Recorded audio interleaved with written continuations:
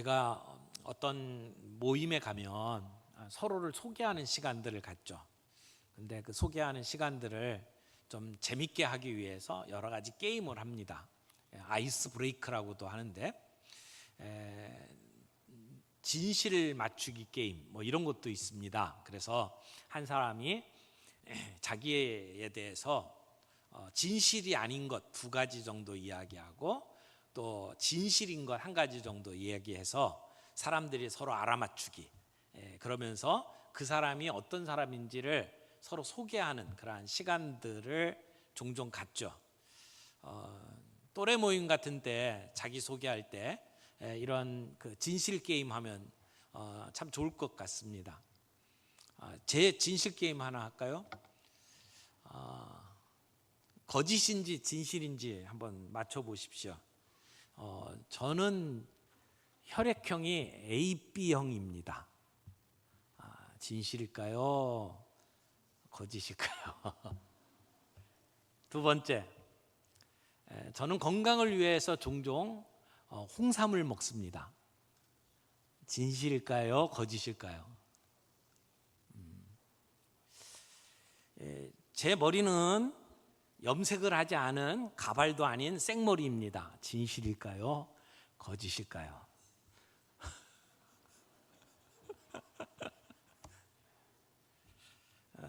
진실은 제일 마지막에 머리에 관한 것만 진실이고요.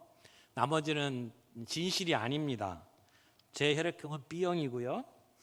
그리고 저는 더덕이나 인삼 먹으면 복통이 일어납니다. 그래서 홍삼을 안 먹습니다. 제 머리는 진짜입니다.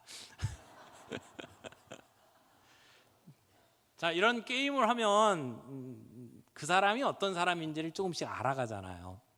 근데 하나님도 우리에게 하나님을 이렇게 드러내 알려주십니다. 오늘 본문 안에서는 하나님께서 어떤 하나님인지 자신을 드러내어 소개해 주시고 그 하나님만이 진짜 참 하나님이라는 것을 말씀해 주십니다. 오늘 왜 하나님만이 유일한 하나님이신지 오늘 본문 말씀을 통해서 함께 우리가 정리해 나가기를 원합니다. 첫 번째, 하나님은 자신을 계시하시는 하나님이십니다.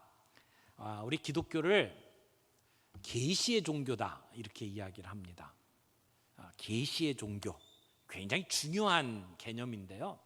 왜 이 개념이 중요하냐면 사람들이 스스로 우리를 뛰어넘는 초월적인 존재인 하나님을 알아갈 수가 없습니다. 우리가 아무리 연구를 하고 우리가 아무리 머리를 쥐어 짜내도 하나님이 어떠하신 분인지를 알 수가 없어요.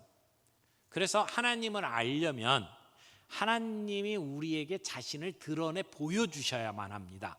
그걸 계시라고 이야기를 해요. 계시라고 하는 것은 커튼 속에 감추어졌던 것을 커튼을 열어젖혀서 보여주는 것, 이게 계시거든요. 히브리서 1장 1절에 이렇게 이야기합니다. 옛적에 선지자들을 통하여 여러 부분과 여러 모양으로 우리 조상에게 말씀하신 하나님이 이 모든 날 마지막에는 아들을 통하여 우리에게 말씀하셨으니, 이렇게 말씀하거든요. 하나님은 우리에게 자신을 드러내 보이시는, 말씀하시는 하나님이다. 그리고 마지막 날에는 아들 예수 그리스도를 통해서 우리에게 말씀하신다라고 이야기를 합니다. 그러니까 계시의 종교라고 하는 말은 우리 인간이 하나님을 이해할 수 있는 유일한 길은 하나님이 자신을 스스로 드러내 보여주실 때에만 가능하다라고 하는 겁니다. 그러므로 계시는 우리 인간이 노력하고 연구해서 만든 것이 아니고 하나님이 우리에게 은혜로 주신 것입니다. 그래서 우리는 하나님을 알 수가 없지만 하나님이 자신을 낮추시고 우리 가운데 오셔서 특별히 예수 그리스도의 성육신을 통해서 우리에게 자신을 보여주셨습니다. 이게 복음의 본질입니다. 그러니까 우리가 지금 읽고 있는 성경은 어떻게 살아야 되는지 도덕적인 교훈을 담은 책이 아니라 사실은 하나님이 자신이 누구인지를 스스로 보여주시는 계시의 말씀이다라고 말을 하는 겁니다. 근데 오늘 본문에 보니까 하나님께서 아브라함과 이삭과 야곱에게는 전능하신 하나님으로 자신을 알리셨다라고 이야기를 합니다. 전능하신 하나님 엘 샤다이, 그렇게 하나님을 나타내 보여주셨지만 하나님은 모세에게는 여호와라고 하는 이름을 가르쳐 주십니다. 오늘 본문 말씀에도 2절에 그렇게 얘기하죠. 하나님이 모세에게 말씀하여 이르시되 나는 여호와니라 라고 말씀을 합니다. 나는 여호와니라, 이 말씀 안에는 하나님의 존재 방식, 그리고 하나님이 어떻게 우리를 구원하시는지, 하나님은 우리와 어떻게 인격적인 관계를 맺으시는지를 담고 있는 굉장히 중요한 표현입니다. 여기 여호와라고 되어 있죠. 여호와, 하나님의 이름입니다. 그런데 우리가 구약 성경을 보게 되면 지금 우리는 발음을 여호와라고 발음을 하고 있는데, 구약 성경에 보면 이 본문에 이 여호와라고 하는 말이 자음만 있고 모음이 없어요. 우리나라 표현으로 얘기를 하면 가나다라 이렇게 볼 때에 기역과 아 이렇게 돼 있잖아요. 기역은 자음이고 아, 어, 오, 우 이거는 모음이라고 이야기하잖아요. 그런데 모음이 없어요. 기역, 니은, 디귿 그러면 이게 무슨 표현인지 읽을 방법이 없죠. 그냥 기역, 니은, 디귿이죠. 그걸 가나다로 읽을 수도 있고 건어더로 읽을 수도 있잖아요.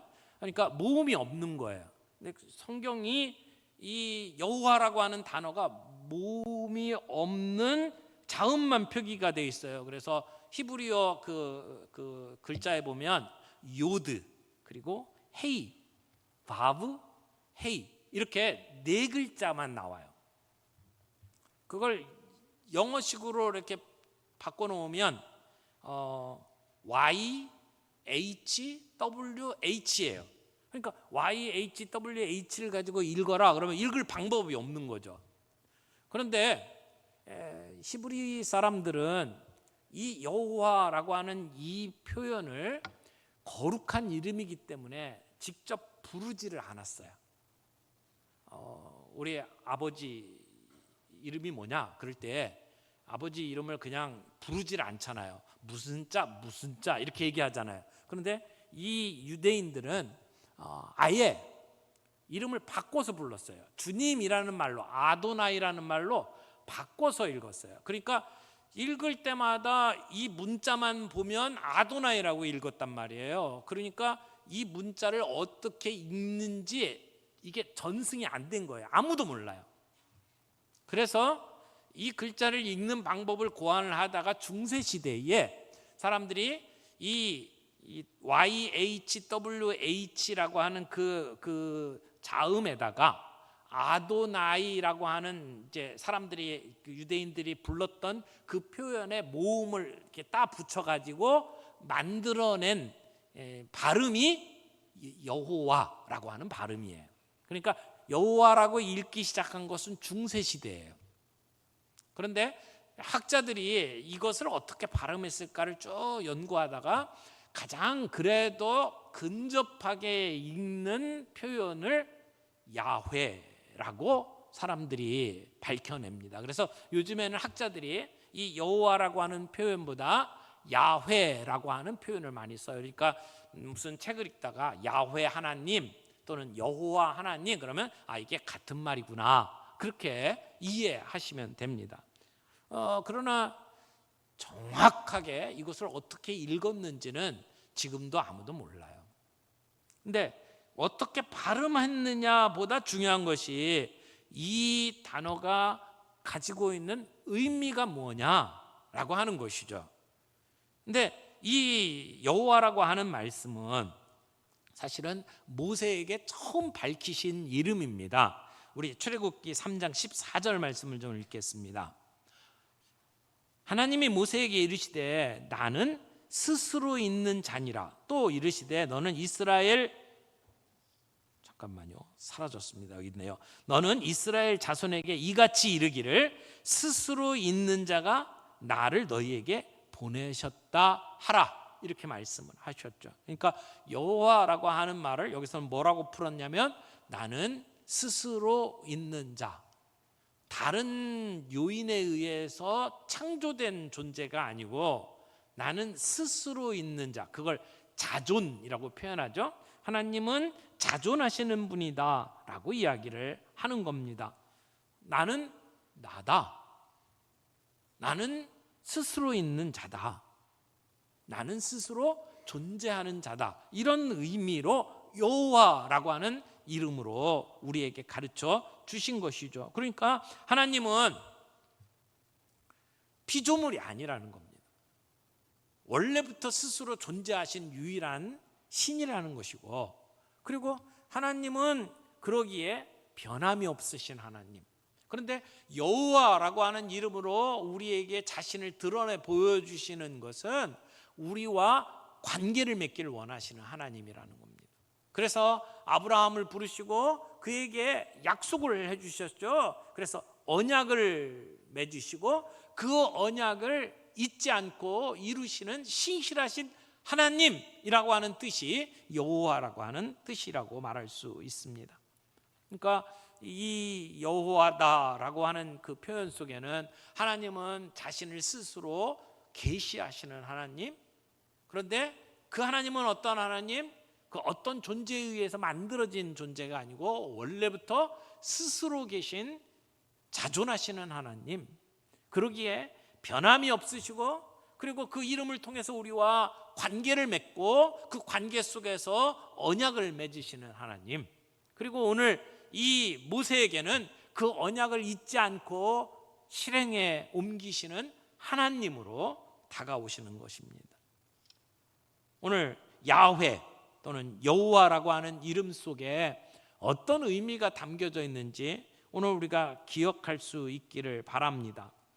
그래서 그 하나님이 오늘 이 모세에게 나타나셔서 이제 이스라엘 자손에게 말하기를 나는 여호와라, 그렇게 가르쳐 주라는 겁니다. 그래서 내가 너희 애굽 사람의 무거운 짐 밑에서 너희를 빼내고 너희의 노역에서 너희를 건지고 그리고 편팔과 여러 큰 심판들로서 너희를 속량하여 너희를 내 백성을 삼고 나는 너희의 하나님이 되리라, 나 여호와다 라고 그렇게 가르쳐 주시는 겁니다. 이것이 우리가 하나님을 알아가는 출발점이에요. 하나님이 우리에게 그렇게 가르쳐 주시는 거죠. 보여주시는 거죠.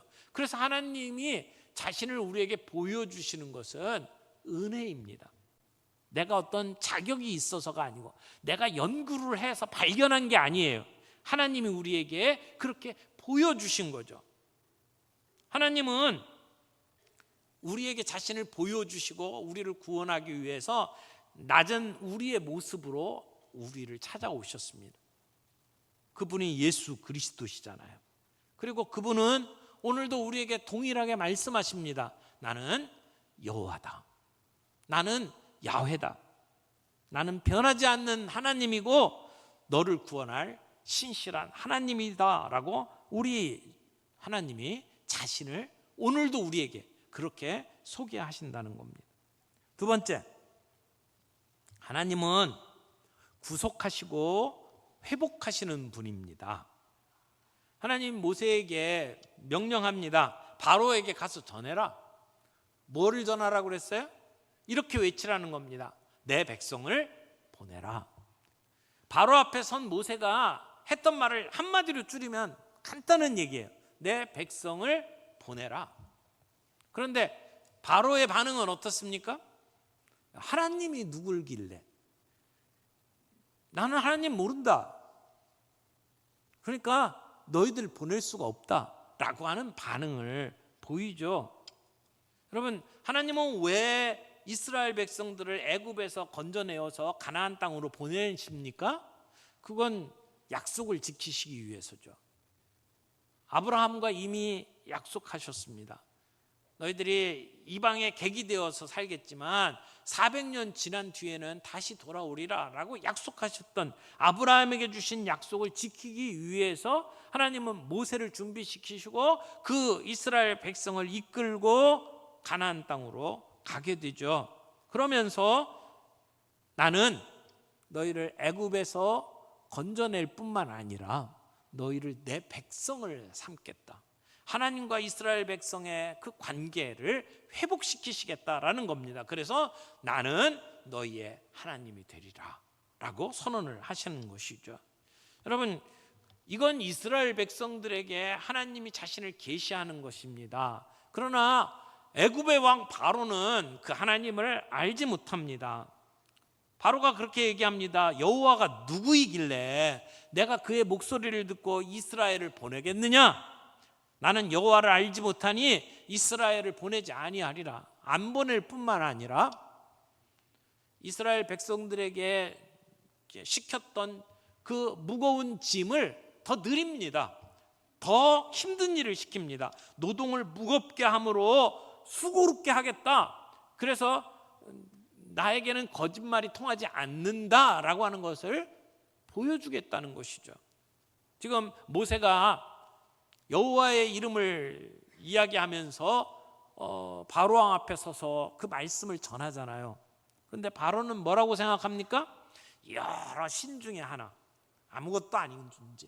그러니까 하나님을 인정하지 않겠다는 겁니다. 그러니까 이스라엘을 보낼 수가 없는 거죠. 그들에게 더 많은 짐을 부과해서 더 어려움을 주겠다는 겁니다. 너희들이 편안하니까, 게으르니까 나를 보내어서 광야에 나가서 제사를 드리겠다, 그따위 소리를 할 수밖에 없다. 그러니까 너희들이 그런 말 못하게 해 더 무거운 짐을 너희에게 주겠다라고 바로가 반응을 하는 겁니다. 그러나 하나님은 그런 가운데 이스라엘 백성을 구원하시고 회복시키시는 하나님인 것을 오늘 본문에 이야기를 합니다. 출애굽기 6장 6절에서 7절 말씀 보겠습니다. 6절에서 7절입니다. 그러므로 이스라엘 자손에게 말하기를 나는 여호와라. 내가 애굽 사람의 무거운 짐 밑에서 너희를 빼내며 그들의 노역에서 너희를 건지며 편팔과 여러 큰 심판들로서 너희를 속량하여 너희를 내 백성으로 삼고 나는 너희의 하나님이 되리니 나는 애굽 사람의 무거운 짐 밑에서 너희를 빼낸 너희의 하나님 여호와인 줄 너희가 알지라. 여기 하나님께서 이스라엘 백성을 구원하시는 네 단계가 나옵니다. 본문 말씀 다시 보세요. 6절에 나는 여호와라 라고 하신 다음에 첫 번째, 내가 애굽 사람의 무거운 짐 밑에서 너희를 빼내며, 그렇게 얘기하죠. 너희를 빼내며, 이 무거운 짐에서 너희를 빼낸다라고 하는 말은 죄와 고난 가운데 너희를 구출해내겠다, 해방시키겠다, 그런 말씀이죠. 두 번째는 뭐라고 말합니까? 그들의 노역에서 너희를 건지며, 그들의 노역에서 무거운 짐에서 너희를 빼내주겠다, 그리고 노역에서 건지겠다라고 이야기를 합니다.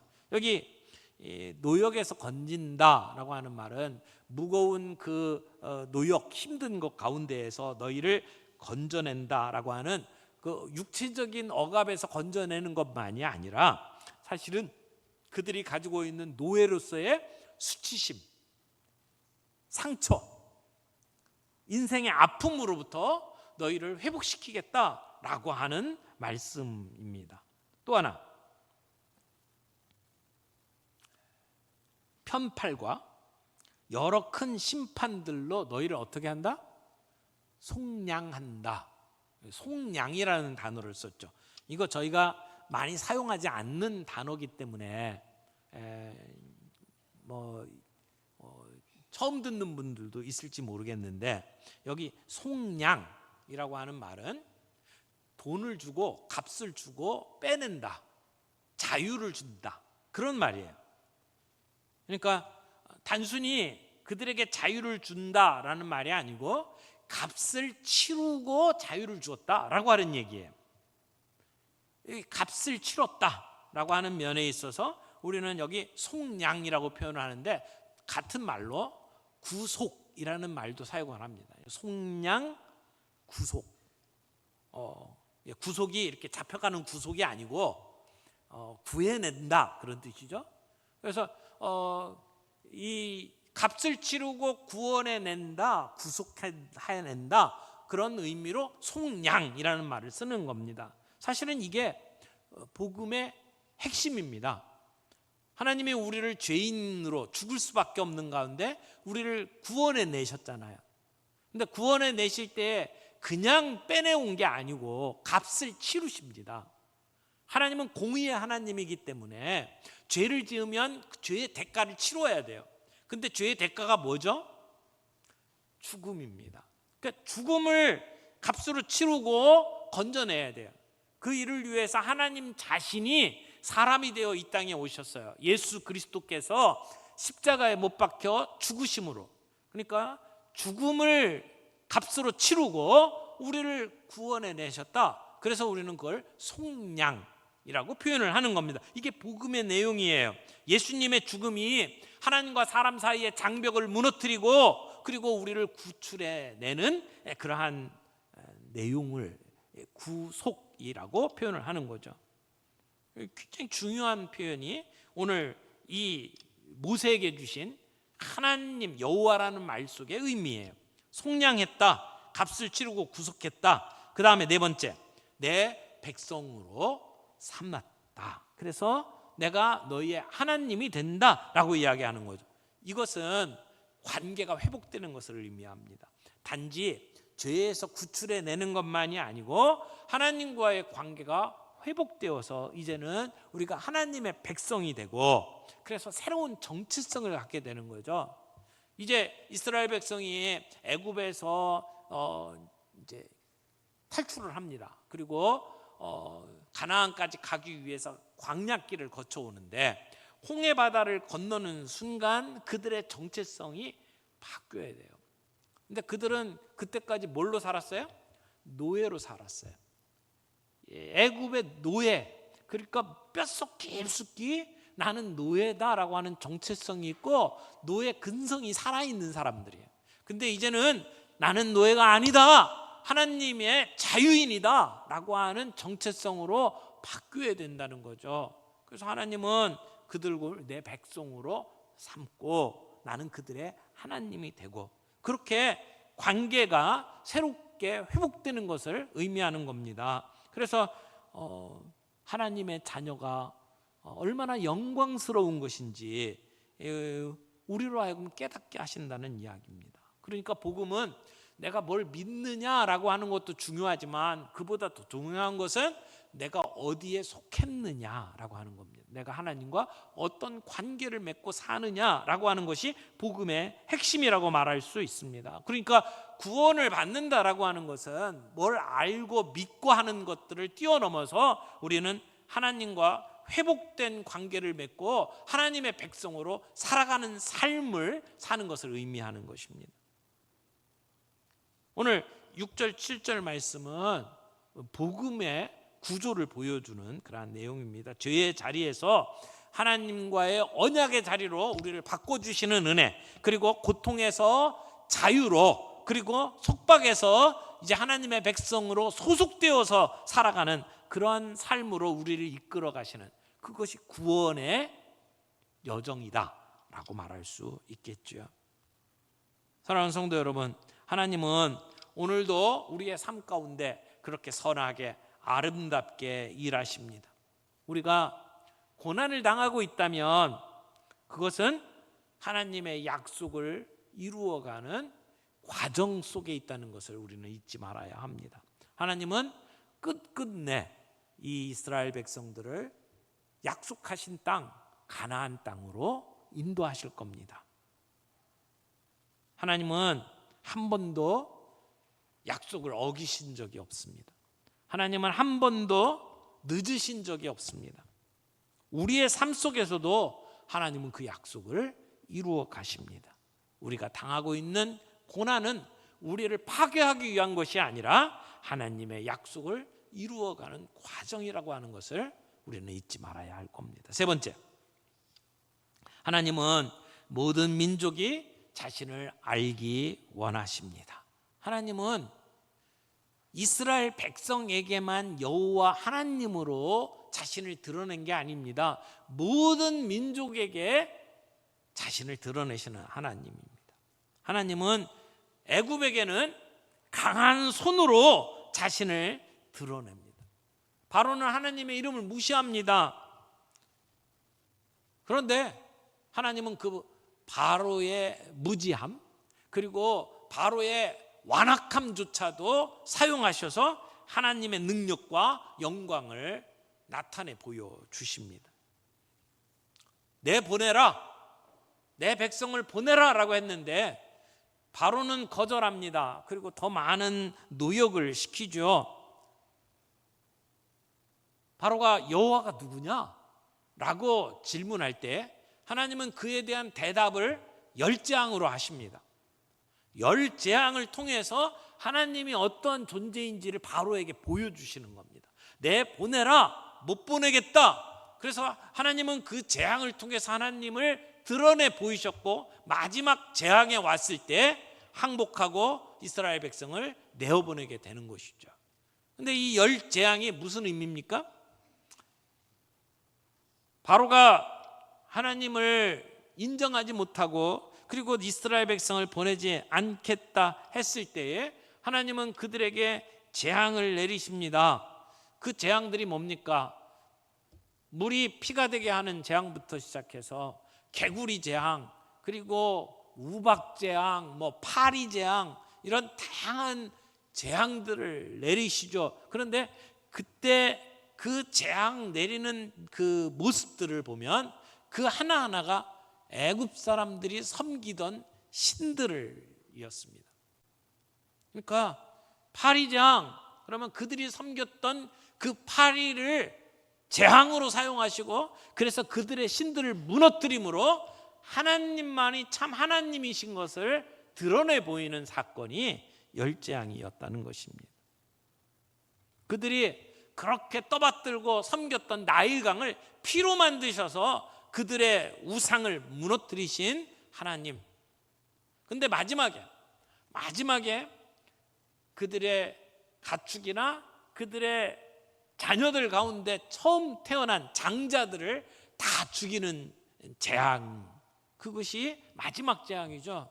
그때까지도 바로는 마음을 굽히지 않습니다. 아니, 하나님께서 바로의 마음을 더 강팍하게 만들었어요.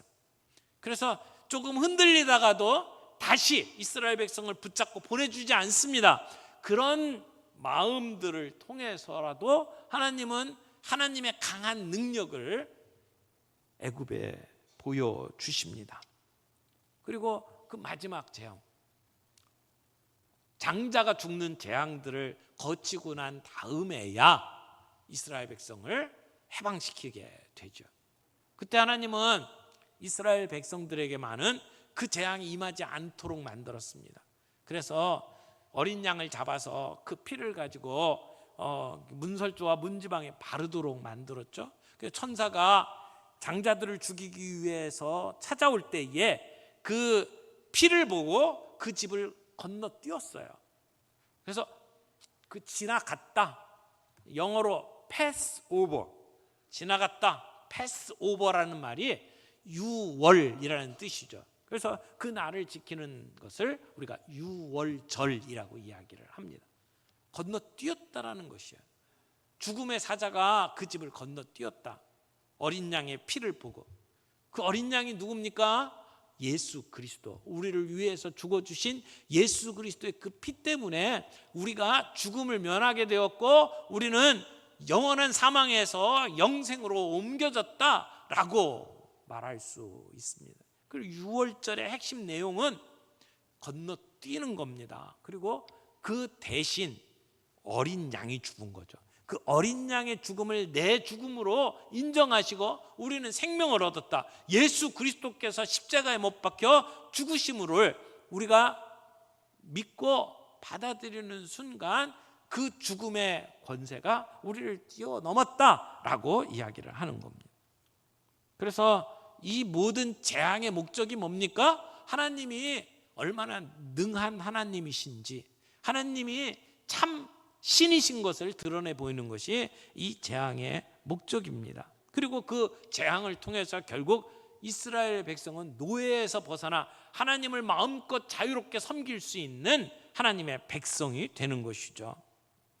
그래서 하나님은 이스라엘 백성들에게 뿐만 아니라 애굽의 모든 백성들에게 하나님이야말로 그들이 섬기고 있는 모든 신들을 뛰어넘은 유일한 신이라고 하는 것을 보여주시는 겁니다. 오늘도 이 땅에 수많은 신들이 있습니다. 수많은 가치들이 있습니다. 사람들은 자기들이 믿고 있는 가치나 너희들이 믿고 있는 신앙이 다 같다라고 이야기를 합니다. 궁극적 진리에 도달하는 길은 여러 가지 길이 있고, 그리고 너희들이 믿고 있는 신앙은 그 중에 한 길일 뿐이야 라고 세상은 이야기를 합니다. 여러분, 진리는 그렇게 다양하게 설명될 수 있는 게 아닙니다.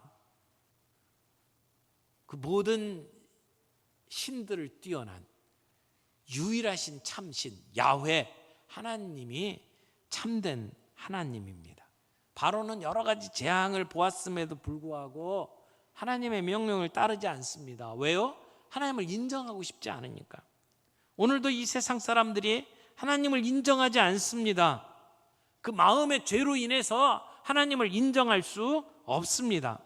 하지만 우리는 믿습니다. 하나님만이 참된 신이고 하나님만이 유일한 하나님이라는 것. 세상이 하나님을 인정하기 싫어해도 우리는 그 하나님을 믿고 우리의 삶을 통해서 그 하나님의 능력을 보여줘야 합니다. 이스라엘 백성들이, 그리고 모세가 애굽 땅에서 결국 하나님의 메시지를 전하며 하나님의 능력을 보여주어서, 그래서 애굽의 모든 신들을 다 무너뜨렸던 것처럼 하나님은 우리의 입을 통해서 진리가 선포되기를 원하고 우리를 통해서 하나님의 능력이 드러나기를 원하고 계십니다. 여러분, 하나님이 유일한 하나님이라는 거 우리가 어떻게 알 수 있습니까? 하나님이 우리에게 그렇게 계시해 주셨잖아요. 하나님이 여호와라고 소개하면서 나는 스스로 있는 자라고 계시해 주셨잖아요. 그리고 역사적인 사건을 통해서 우리에게 그 하나님이 참된 하나님인 것을 보여주셨습니다. 출애굽 사건은 그냥 전설이 아닙니다. 단순한 해방이 아닙니다. 하나님의 능력을 보여주신 역사적인 사건입니다. 그 하나님의 살아계심은 과거의 역사뿐만이 아니라 오늘 저와 여러분의 삶을 통해서도 드러납니다. 하나님은 고난 가운데에서도 우리를 버리지 아니하시고 약속을 기억하시고 우리를 회복시키십니다. 이것이 하나님이 참되시고 유일하신 분이라고 하는 것을 우리의 삶을 통해서 증언하시는 겁니다. 그렇다면 우리는 하나님의 백성으로서 이 땅에서 거룩하고 구별된 삶을 살아가야 하고, 현실의 고난 속에서도 하나님 되심을 인정하고 사람들 앞에 그 하나님을 드러내는 삶을 살아야 할 겁니다. 제사장 나라로서의 삶으로 하나님을 드러내고 하나님의 능력을 세상에 보여주는 일들을 저희들이 감당해야 될 겁니다. 오늘 우리가 이 말씀을 통해서 꼭 기억해야 될 것, 야훼 하나님만이 참 하나님이시다. 하나님이 유일하시다는 진리가 단지 지식으로만 머무는 것이 아니라 우리의 삶 전체를 통해서 증언될 수 있기를 바랍니다. 우리를 통해서 때로는 눈물을 흘리고 때로는 억울하고 때로는 외로울 때도 있지만 그때조차도 하나님은 우리를 빚어가고 계십니다. 그리고 우리를 통해서 하나님의 약속의 성취를 세상 속에 보여주시기를 원하십니다. 오늘도 그 하나님의 부르심 앞에 우리의 삶을 통해 하나님을 드러내고 하나님을 하나님 되신 하나님으로 우리가 설명해 드리고, 그리고 사람들 앞에 그 하나님의 능력을 보여드리는 우리의 삶이 되기를 바랍니다.